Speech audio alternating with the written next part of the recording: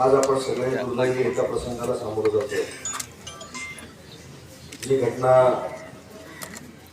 त्या गावाच्या बाबतीमध्ये आणि देशमुख कुटुंबाच्या बाबतीमध्ये घडली,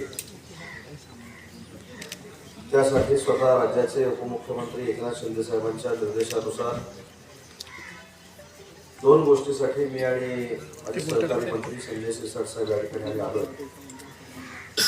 त्यातली पहिली गोष्ट जी तुमच्या मनामध्ये आहे, कुटुंबाच्या मनामध्ये आहे, जो प्रसंग घडला आणि जो निर्गुण खून केला गेला, निर्गुण हत्या केली गेली, त्याच्यातले काही आरोपी अटकेत आहेत, परंतु काही आरोपी अजून अटक होणं शिल्लक आहे। आणि त्यासाठी महाराष्ट्र शासनाने एक निर्णय घेतला आणि इथल्या पोलीस अधीक्षकांची बदली करून नवीन पोलीस अधीक्षक देखील या ठिकाणी नेमलेले आहेत। आता मला देशमुखांनी सांगितलं की ते देखील काल येऊन त्यांना भेटून गेले, त्यांच्याशी सविस्तर चर्चा झाली। त्यांनी देखील पोलीस खात्याच्या वतीनं त्यांना आश्वासन दिले की येत्या 2 ते 4 दिवसामध्ये जे आपल्याला अपेक्षित आहे, जे मला अपेक्षित आहे, जे शिंदे साहेबांना अपेक्षित आहे, म्हणजेच या सगळ्या लोकांना अटक झाली पाहिजे आणि त्यांच्यावर कडक कारवाई झाली पाहिजे, ही भूमिका पोलीस अधीक्षक घेणार आहे। तसं कालच संपूर्ण कुटुंबाला त्यांनी येऊन आश्वासन दिलेलं आहे। आपण सोशल मीडियावर बघतोय, आपण सगळ्याच बातम्या वाचतोय की याच्यातला एकही आरोपी शिल्लक राहता कामा नये। मग आरोपी असेल, मास्टर माइंड असेल, ते सगळेच्या सगळे अटक व्हावेत यासाठी SIT तर नेमलीच गेलेली आहे, परंतु न्यायालयीन चौकशी देखील सुरू झालेली आहे। त्याच्यामुळे याच्यातलं कोणी वाचणार नाही, त्याची हमी शासनाच्या वतीनं मी आपल्या सगळ्या ग्रामस्थांना देतो। एक तर निश्चित आहे की दुर्दैवी घटना जी घडली त्याच्यानंतर केलेली व्यक्ती परत येणार नाही, पण इथे आल्यानंतर अजून एक दुःखाची बाब जी बघायला मिळाली की एक व्यक्ती 15 वर्ष सरपंच असते आणि सरपंच असताना देखील पारदर्शक कारभार करून स्वतःच्या कुटुंबाकडे कसं दुर्लक्ष करते, स्वतःला पैसे कमवण्यापेक्षा गावाचा विकास झाला पाहिजे, परिसराचा विकास झाला पाहिजे, यासाठी कशा पद्धतीनं झटते, हे जर बघायचं असेल तर दुर्दैवानं आपल्या हयात नसलेले या गावचे सरपंच आहेत, हे इथं आल्यानंतर मला खात्री झाली। आणि म्हणून शिंदे साहेबांनी हेच सांगून मला या ठिकाणी पाठवलं होतं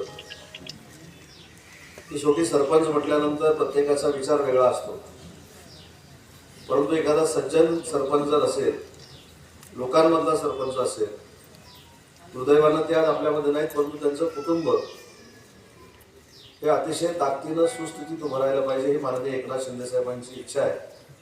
आणि त्यासाठी एकनाथ शिंदे साहेबांनी जे काही मदत पाठवली होती ती देखील त्यांच्या कुटुंबाकडे आम्ही सगळ्यांनी सुपूर्द केली। आणि एकनाथ शिंदे साहेबांचा हा देखील निरोप आहे, ही मदत आम्ही केली म्हणजे आमची जबाबदारी संपली नाही। तर ती लहान लहान जी 2 चिमुकले आहेत त्यांना देखील स्वतःच्या पायावर उभं करण्याची जबाबदारी आज देशमुख कुटुंब म्हणून आम्ही सगळ्यांनी घेतलेली आहे।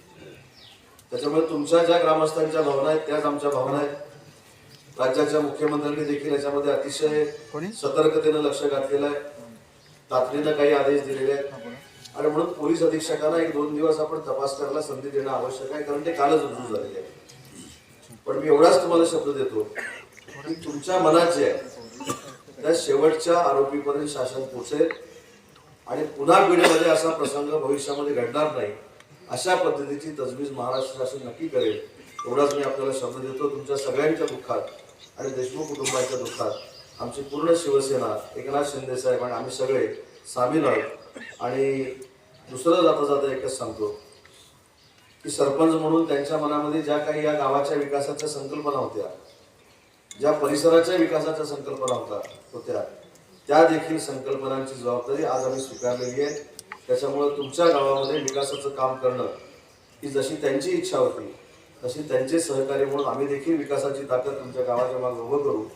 आणि दुसरं, मला सरपंच परिषदेला देखील धन्यवाद दिले पाहिजे, ते देखील या ठिकाणी आले, तुमच्या सोबत आहोत, तुमच्या दुःखामध्ये सामील आहोत आणि भविष्यामध्ये अशी घटना घडणार नाही यासाठी आपण सामूहिक सगळ्यांनी लढा देऊ, एवढाच या ठिकाणी आशावाद व्यक्त करतो। पुन्हा एकदा देशमुख कुटुंबाच्या या दुःखामध्ये आम्ही सगळे सहभागी आहोत, एवढेच या ठिकाणी सांगतो। आणि अन्याय होणार नाही याची दक्षता महाराष्ट्र शासन नक्की घेईल हा शब्द